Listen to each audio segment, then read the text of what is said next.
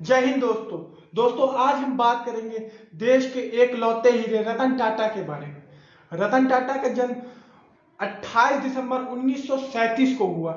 रतन टाटा को उनकी परवरिश उनकी दादी माँ से मिली। वो अपने भाई के साथ रहते थे और उन्होंने जितनी भी वैल्यूज सीखी हैं वो कहते हैं कि उन्होंने अपनी दादी से सीखी हैं। उनके अंदर जितनी भी अच्छाइयां हैं वो उसके पीछे कहीं ना कहीं अपनी दादी का हाथ भी बताते हैं।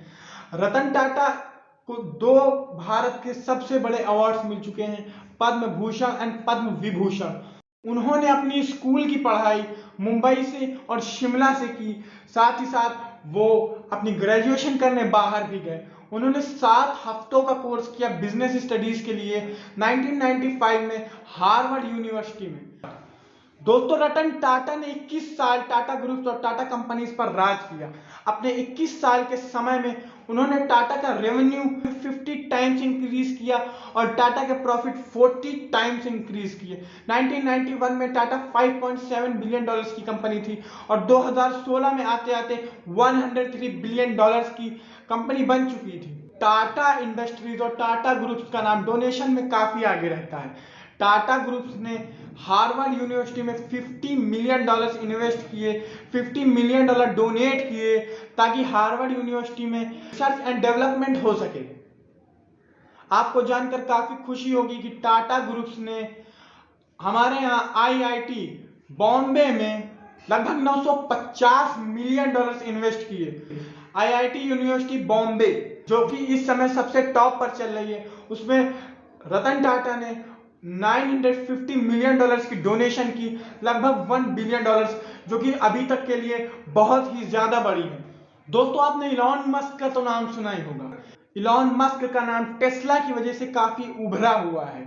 इलॉन मस्क को इंडिया में नहीं बल्कि इंटरनेशनली टक्कर देने के लिए टाटा ग्रुप्स या टाटा इंडस्ट्रीज या हमारे सर रतन टाटा ने काफी कोशिश की है।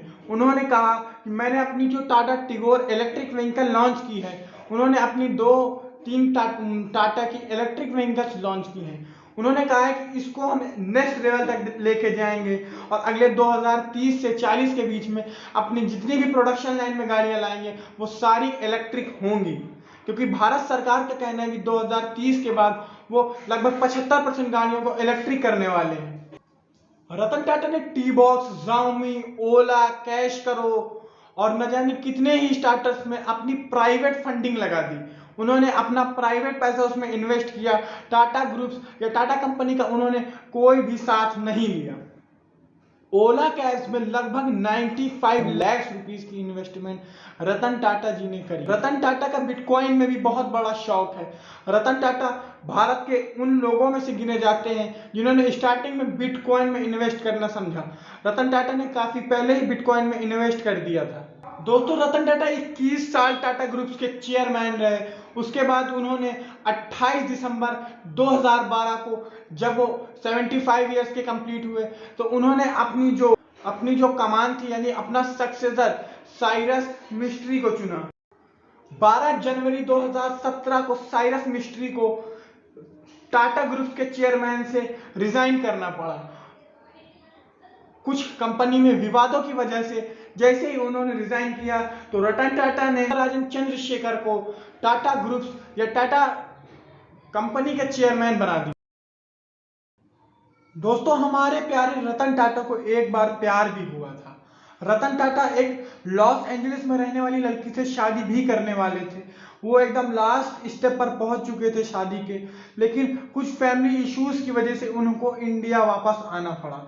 इंडिया वापस आने के बाद रतन टाटा ने दोबारा भी कोशिश की कि उनकी शादी उस लॉस एंजलिस में रहने वाली लड़की से हो जाए, लेकिन वो जब दोबारा लॉस एंजलिस गए तो उनको पता चला कि इंडो चाइना वॉर की वजह से उस लड़की के जो पेरेंट्स हैं वो नहीं चाहते कि वो अपनी बेटी को किसी इंडियन के साथ शादी रचाएं।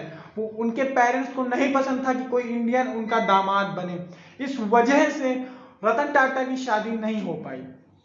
दोस्तों, रतन टाटा एक बहुत ही प्यारे इंसान हैं और काफी खराब लगता है यह सुनकर कि रतन टाटा को किसी ने इसलिए इनकार कर दिया क्योंकि वो इंडियन थे। अगर Ratan Tata American, Canadian European या कहीं और के होते तो शायद वो शादी कर सकती थी, लेकिन रतन टाटा ने प्रूव कर दिया कि इंडिया जो 1962 में था, आज इंडिया वो नहीं है। दोस्तों, रतन टाटा को कार से भी बहुत प्यार है। रतन टाटा के पास इंपोर्टेड कुछ कार्स हैं, कुछ नहीं बल्कि मैं कहूंगा कि बहुत सारी कार्स हैं रतन टाटा के पास, जो इनके लिए बहुत ही ज्यादा प्यारी है। भारतीय जो कि पहला फॉल्कन F-16 चलाने वाला है, वो भी हमारे श्री रतन टाटा जी हैं।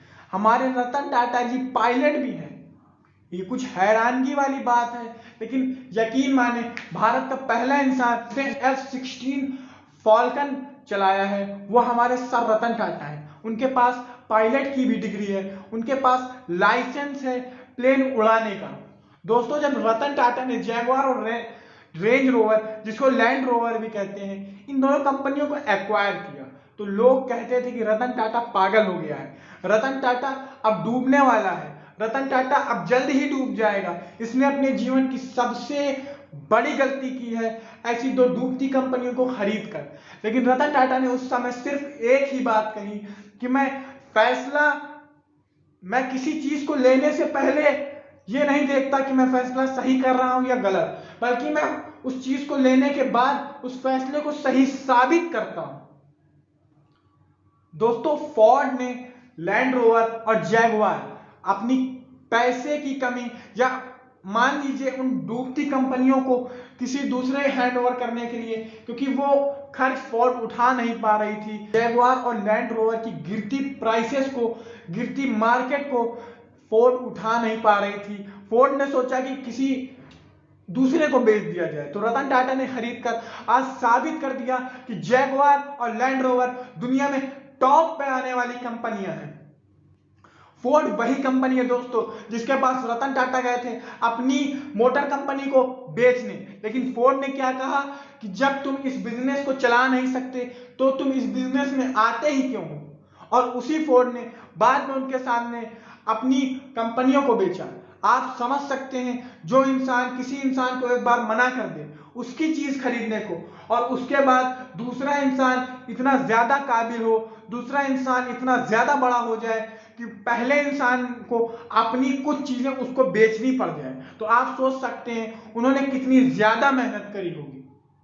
आज भी रतन टाटा के टक्कर का हमारे ख्याल से हमारे देश में या दुनिया में कोई नहीं है। रतन टाटा जितना पैसा डोनेट करते हैं, अगर वो डोनेट ना करते तो कुछ नहीं तो वो दुनिया के 3 सबसे अमीर लोगों में जरूर से जरूर आते। दोस्तों, उनकी दादी माँ ने उन्हें जमीन से छू कर रहना सिखाया। आप जानते होंगे कि रतन टाटा हमेशा जमीन से छू के रहते हैं। कभी भी रतन टाटा ने कोई एटीट्यूड वाली चीज नहीं दिखाई। जो भी रतन टाटा के पास इतनी ज्यादा संपत्ति है, इतने बड़े आदमी वो हैं, लेकिन वो हमेशा इंडिया और इंडियंस के बीच ही रहे, वो कभी बाहर नहीं सेटल हुए। रतन टाटा ने जो भी देश के लिए किया उसके लिए मैं सैल्यूट करता हूं रतन टाटा को।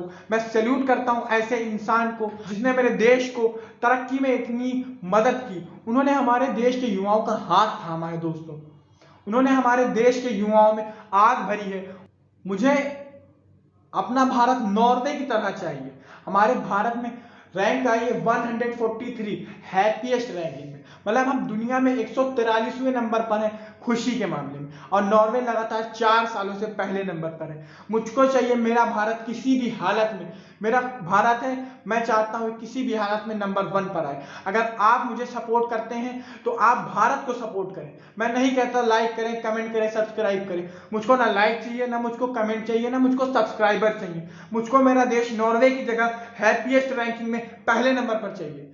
भले ही मेरे देश की जो इकोनॉमी है वो अमेरिका के टक्कर में ना जाए, मेरा देश विश्व गुरु ना बने, मुझको नहीं चाहिए। मेरा देश दुनिया के सबसे हैप्पीएस्ट देश बने। जब अगले कुछ सालों बाद रैंकिंग की जाए तो मेरा देश सबसे आगे रहना चाहिए। दोस्तों, दुनिया में आप जो भी करें जरूर ख्याल रखें कि जमीन से छूकर करें। हमें रतन टाटा सर ने यही सिखाया है। रतन टाटा सर आज 83 ईयर्स के हैं और हम चाहते हैं कि वो जब तक जिए खुशहाली से जिए। दोस्तों, रतन टाटा को एक इंटरनेशनल कंपनी IBM में जॉब मिल रही थी, लेकिन रतन टाटा ने क्या किया, IBM की जॉब छोड़ा, अपने देश वापस आए, अपने देशवासियों के लिए उन्होंने उनको रतन टाटा जी को कभी लालच नहीं आया। रतन टाटा जी 1961 में यानी 1961 में अपने देश लौटे, अपने टाटा ग्रुप को संभाला। दोस्तों मैं इस वीडियो को यहीं समाप्त करता हूं। मिलते हैं आपसे